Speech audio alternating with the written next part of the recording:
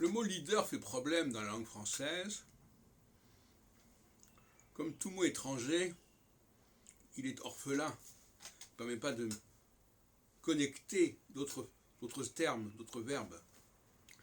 J'ai découvert l'usage en 1770 d'un autre mot qui me paraît beaucoup plus pertinent et qui a disparu entre-temps.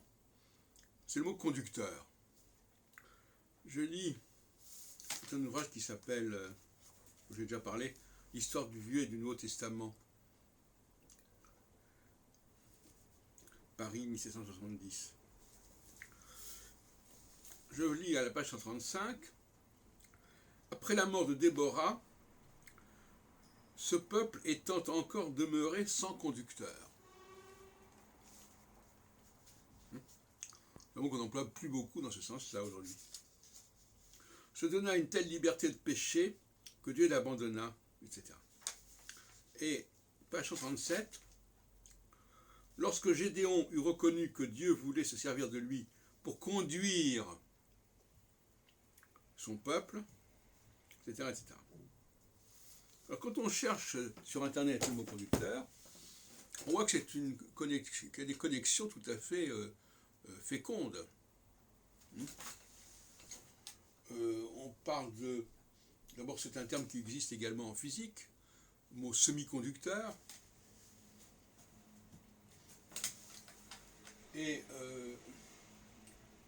c'est très intéressant cette façon de conduire, c'est le fait de conduire une énergie.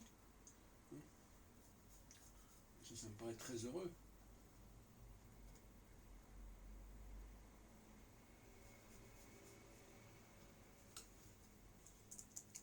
Et quand on emploie le mot leader, il faut bien reconnaître qu'on n'a pas du tout en tête ce genre de connexion.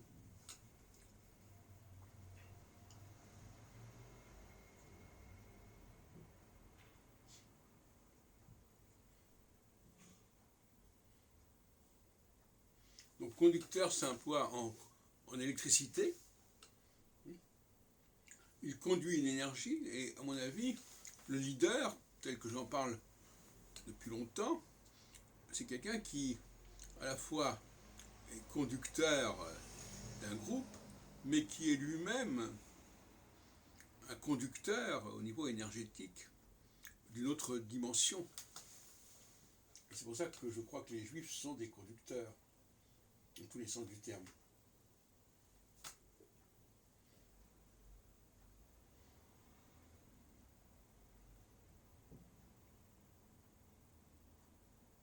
Vous voyez ce qu'il y a comme danger à employer des termes étrangers.